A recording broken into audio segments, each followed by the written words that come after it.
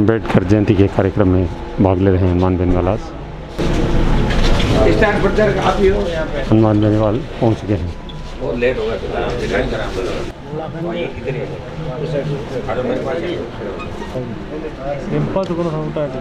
बाबा साहब अम्बेडकर के चित्र पे पुष्पहार अर्पित किया जा रहा है। बाबा साहब अमर रहे, अमर रहे, अमर रहे। बाबा साहब अमर रहे, अमर रहे, अमर रहे।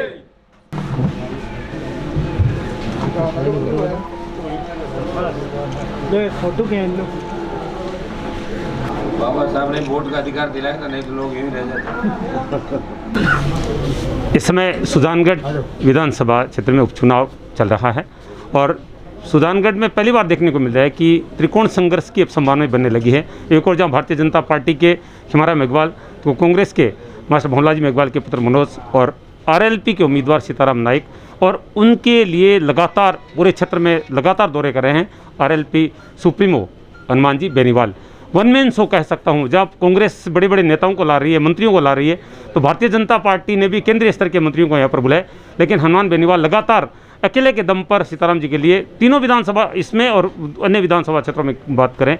आइए बातचीत करें। आज की जो प्रेस कॉन्फ्रेंस है, किस विषय को लेकर आपने की है? देखिए, प्रेस कॉन्फ्रेंस जो सुजानगढ़ के अंदर आज हमारे गांव का पूरा 97-98 जो गांव है उनका दौरा पूरा हो जाएगा आज को, तो इसलिए आज हमने प्रेस कॉन्फ्रेंस देखी। कल हेलीकॉप्टर से बड़ी सभाएं कातर और सुजानगढ़ के अंदर है, तो मैंने कहा एक बार प्रेस से भी आप लोगों से रूबरू हो जाएं। पूरे चुनाव के अंदर बात करने का समय नहीं मिला। जो जन समर्थन हमें गाँव के अंदर मिल रहा है उससे देख कर लग रहा है राष्ट्रीय लोकतांत्रिक पार्टी की जीत निश्चित है। भारतीय जनता पार्टी तीसरे नंबर पर है और कांग्रेस और आरएलपी के अंदर मुकाबला है।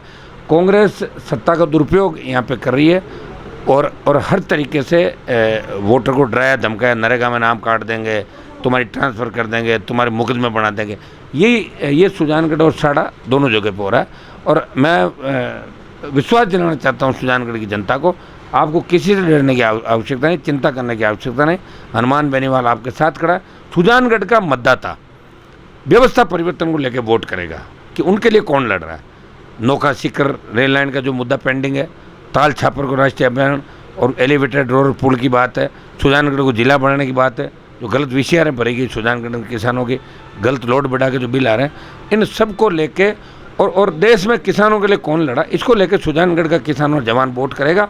वो दोनों पार्टियों के झांसे में नहीं आएगा। इस बार राष्ट्रीय लोकतांत्रिक पार्टी को वोट डाल के व्यवस्था परिवर्तन लड़ाई के अंदर हमारा साथ देगा। और इसीलिए हमने प्रेस कॉन्फ्रेंस आयोजित की। आप सुजानगढ़ की जनता को धन्यवाद भी हम दे रहे हैं इसके बहाने से कि आज शाम को हमारे सारे गाँवों के दौरे समाप्त हो जाएंगे। कल रात को भी हमने 3-4 प्रोग्राम सुजानगढ़ शहर के अंदर भी किए हैं और कल और परसों के कार्यक्रम में वो आज जारी हम कर देंगे। परसों हम कहाँ से जो बिना उसके वोट की अपील करेंगे, रोड पैदल जो आचार संहिता के बाद हम जनसंपर्क अभियान कहाँ से करें, उसकी भी आज शाम को हम जारी करवा देंगे कार्यक्रम। हनुमान जी, आपको बहुत चतुर नेता माना जाता है। देखने में आई है कि भारतीय जनता पार्टी और कांग्रेस जो है वो एक दूसरे पर हमला कर रही है, आपको अनदेखी की जा रही है, जबकि आप ग्राउंड में ये लोग भी मान रहे हैं, तो इसको क्या मानते हैं? ये उनकी चाल है। ये उनकी चाल है, इसलिए हनुमान बेनीवाल का जितना नाम लेंगे ना तो उतना ही बड़ा नहीं हो जाए, इसलिए उनकी चाल है कि हम आपस में उलझे रहें।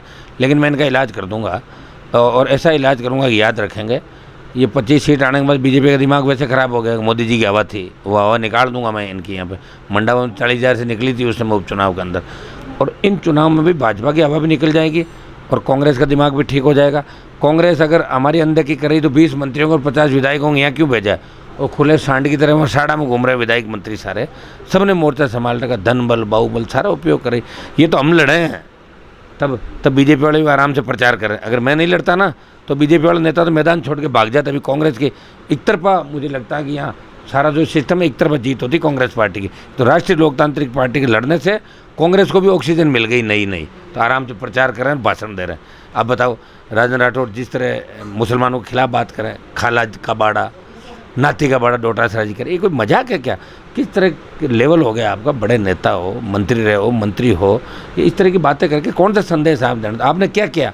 पूरा राजस्थान जानता है कि 70 साल के अंदर डुबो दिया राजस्थान को कांग्रेस बीजेपी ने मिलकर, रसातल के अंदर चला गया, अपराध में नंबर 1 चला गया, बेरोजगारी भूख, इससे त्रस्त है राजस्थान। और ये राजस्थान व्यवस्था परिवर्तन चाहता है और कांग्रेस बीजेपी को घर बिठा के बोतल जो स्वच्छ पारदर्शी प्रशासन देगा। सीताराम जी नाइक जो एक ऐसे तबके से आते हैं जिनकी बहुत बड़ी संख्या राजस्थान के अंदर है, इनको भी मौका मिलना चाहिए, बावरी समाज को भी मिले, तमाम समाजों को मिले हैं। इसको लेकर सुजानगढ़ की जनता वोट करेगी इस बार।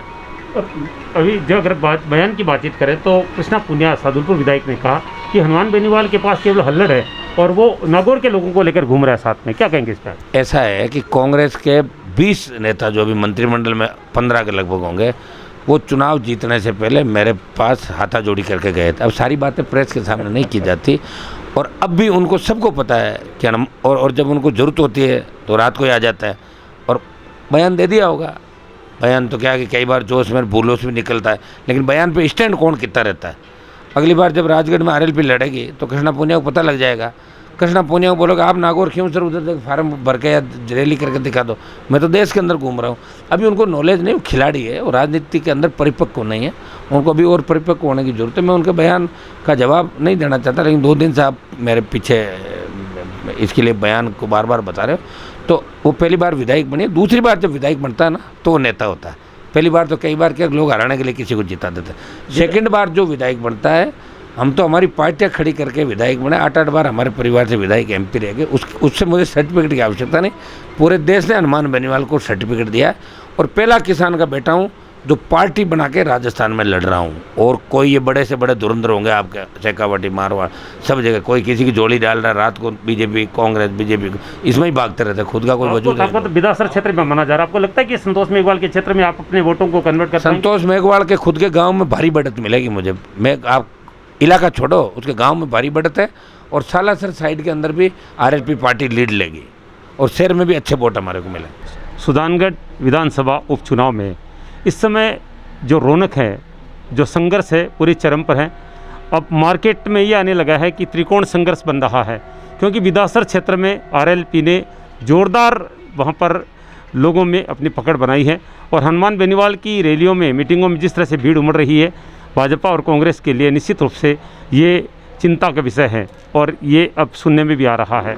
एक समय था जब ऐसा माना जा रहा था कि आरएलपी 10-12 हज़ार वोट लेगी, लेकिन अब ये आंकड़ा 50 हज़ार के करीब पहुंचने लगा है और कोई बड़ी बात नहीं है जिस तरह के समीकरण बने हैं, कुछ हो जाए। इस समय आरएलपी के प्रत्याशी है सीताराम जी नाइक हमारे साथ है, हम उनसे बातचीत करेंगे। सीताराम जी, बहुत बहुत स्वागत है। इस समय आपको क्या लग रहा है आपको, क्योंकि आपकी मीटिंगों में मैं देख रहा हूँ कि आप काफ़ी आत्मविश्वास में भी नज़र आ रहे हैं? देखिए, हम जनता के बीच में जाते हैं और जनता बदलाव चाहती है, परिवर्तन चाहती है जी। कारण कि कांग्रेस और भारतीय जनता पार्टी ने आज तक सुजानगढ़ में कोई किसी प्रकार का विकास किया ही नहीं, इसलिए सब जनता उनसे दुखी है। और हमें प्रत्येक समाजों का, सर्व 3600 कौमों का समर्थन मिल रहा है और लोग आस लगाए बैठे हैं कि हमारा सुजानगढ़ का विकास कैसे हो। और तीसरे मोर्चे की तलाश में थे तो तीसरा मोर्चा राष्ट्रीय लोकतांत्रिक पार्टी का कार्यकर्ता सभी सेवा में तत्पर है और अपना कार्य सेवा देते रहे हैं, इसलिए जो भीड़ जो उमड़ करके मेरे साथ जुड़ती जा रही है। अनेक नेताओं पर जिस तरह के आरोप लगते हैं, आप पे भी आरोप लगते हैं कि पहले आप कांग्रेस विचारधारा के थे, उसके बाद बहुजन समाज पार्टी से चुनाव लड़ा, अब आप आरएलपी में आ गए, क्या कहेंगे इस पर? देखिए, कांग्रेस पार्टी तो मैं तो SC ST और अल्पसंख्यक ये कांग्रेस में पहले थे, पर कांग्रेस पार्टी सही नहीं गुजरी, तब धीरे धीरे दूसरी पार्टियों में फेरबदल परिवर्तन किया और आज हम इस पार्टी में आए हैं, राष्ट्रीय लोकतांत्रिक पार्टी। तो ये एक विश्वासजनक पार्टी है और इसका जो सुप्रीमो है वो बोल्ड है और सब समाजों को साथ लेकर के चलने वाले हैं और सबका कार्य करते हैं। इसलिए हमें जो है पूर्ण रूप से विश्वास था और आत्मविश्वास था, इसलिए मैंने ये पार्टी ज्वाइन करी और ज्वाइन करके मेरी विचारधारा है कि किसी मजबूत पार्टी के साथ में रहूं तो शायद मैं तरीके से सेवा दे सकूँ मार्केट में। क्योंकि सुजानगढ़ जो है वो अक्सर हमेशा कांग्रेस और भारतीय जनता पार्टी का ही गढ़ रहा है और एक बार कांग्रेस एक बार बीजेपी, यही आंकड़ा रहा है, तो ये आंकड़े आपको थोड़ा डराते नहीं हैं? ऐसा है, ये तो रिजल्ट बताएगा, मेरे को कोई डर नहीं लगता। ये जनता के साथ कांग्रेस और भारतीय जनता पार्टी ने विश्वासघात किया, आपके वादों पर खरे नहीं उतरे, इसलिए जनता ही इनको जवाब दे देगी। वो मेरे को डर क्यों लगेगा? मैं तो जो बिल्कुल दृढ़ता के साथ मैं कह रहा हूँ कि जनता मेरे साथ में है, हम चुनाव फाइट करेंगे, चुनाव जीतेंगे और कांग्रेस और भारतीय जनता पार्टी धराशायी होगी। कहा जा रहा है कि आरएलपी की जो भीड़ है वो हनुमान जी बेनीवाल के पीछे है, और हनुमान जी बेनीवाल के जो मुद्दे हैं वो इतने क्लियर नहीं है जितने भाजपा कांग्रेस के। आप क्या मुद्दे लेकर जनता में जा रहे हैं? आप क्या करें अपने मुख से? क्योंकि हनुमान जी बेनीवाल है, वो अक्सर ज़्यादा उच्च स्तरीय बातें करते हैं। हाँ, देखिए हनुमान जी बेनीवाल भाई साहब है, उनका वो जो बात करते हैं उनको लेकर के तो साथ व्यक्ति जुड़ ही रहे हैं, परंतु लोग क्या है, लोगों का कार्य नहीं हुआ, इसलिए लोग जनता दुखी है, जनता दुखी है। और हम जो है, मैं जनता से ही वादा करता हूँ कि हम यहाँ जो विकास नहीं हुआ है वो विकास हम करवाएंगे। और सबसे प्रथम प्रायोरिटी हमारी रहेगी कि यहाँ पानी की समस्या सबसे ज़्यादा है, और वो पानी की शुद्ध पानी नहीं मिल रहा है, और इसके साथ साथ में ये नालियाँ वगैरह हैं, ये भी हैं, और शिक्षा का तो बिल्कुल गौण है, और ये देखा जाए तो स्वास्थ्य की दृष्टि से तो बिल्कुल ही पीछे है। तो हम जो है यहाँ शिक्षा के स्तर से यहाँ ट्रॉमा सेंटर की व्यवस्था भी तरीके से जचाएंगे, और शिक्षा की दृष्टि से हम बिल्कुल मजबूती के साथ में यहाँ कार्य करेंगे और सेवा देंगे।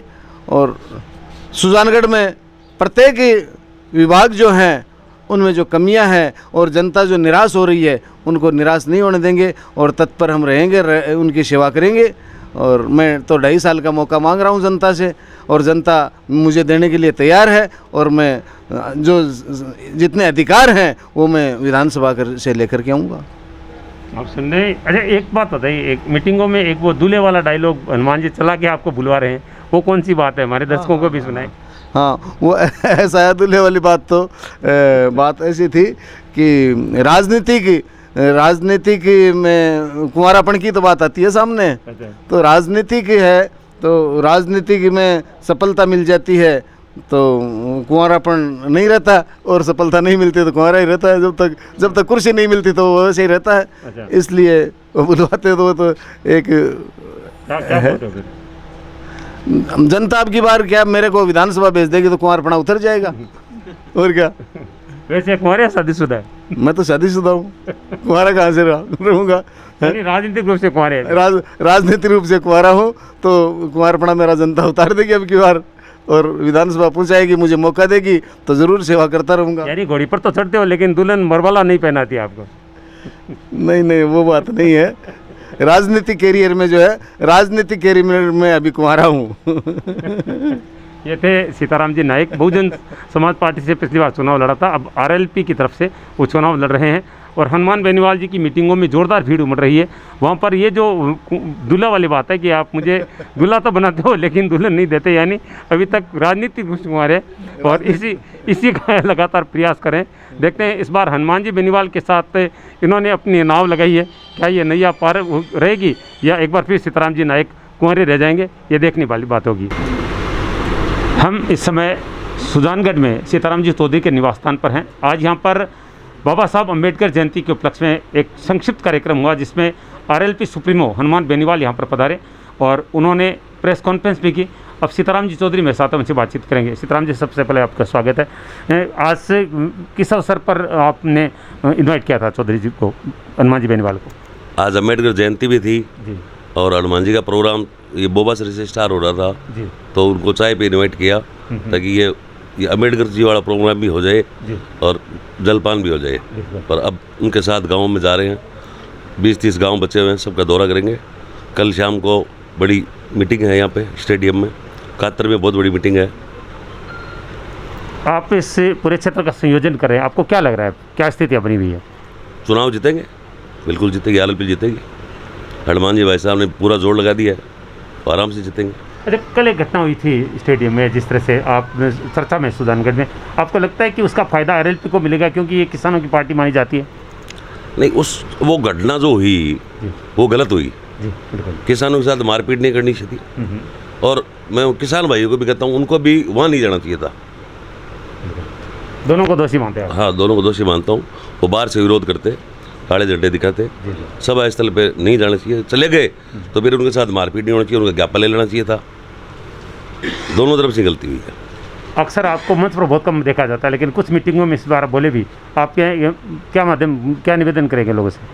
यही कि आरएलपी को वोट दो, व्यवस्था परिवर्तन के लिए हमें वोट दो। आरएलपी तीसरा विकल्प है और हनुमान जी मजबूती से लड़ते हैं जनता के लिए। हनुमान जी आपके मित्र भी हैं, आपको क्या खास लगी उस नेता में जो जनता से पकड़ बना पाए? एक तो उनकी मेहनत, रात 2-2 बजे तक 3-3 बजे तक मीटिंगें करना, सुबह जल्दी उठ के फिर जनता के बीच में आ जाना, सब पूरे राजस्थान का फ़ोन खुद रिसीव करते हैं, सबके काम कराते हैं, वापस जवाब देते हैं उनको। तो इससे बड़ा वो नेता क्या चाहिए आदमी को? जनता के लिए सड़कों पे घूमता है, लड़ता है। धन्यवाद, बहुत अच्छी बात कही कि बहुत मेहनती नेता है वास्तव में, क्योंकि अकेले के दम पर आप जानते हैं, मैं पहले ही कह चुका हूं कि एक और जहाँ कांग्रेस के बड़े बड़े नेता मिनिस्टर सुजानगढ़ में डटे हैं, वहीं भारतीय जनता पार्टी ने केंद्रीय स्तर के नेताओं को बुलाया, लेकिन RLP supremo one man show नज़र आ रहे हैं। अकेले के दम पर उन्होंने तीनों विधानसभा क्षेत्रों में अपने झंडे गाड़ रखे हैं। और आज सुजानगढ़ में यहाँ पर सीताराम जी चौधरी के निवास स्थान पर अम्बेडकर जयंती के उपलक्ष्य में यहाँ पर पधारे, उन्होंने अम्बेडकर जी को पुष्पांजलि अर्पित की, उसके बाद में पत्रकार वार्ता को संबोधित किया। एशियन सुधा के लिए मैं शिव कुमार तिवारी अपने सहयोगी सुनील स्वामी के साथ आप सबका धन्यवाद, नमस्कार।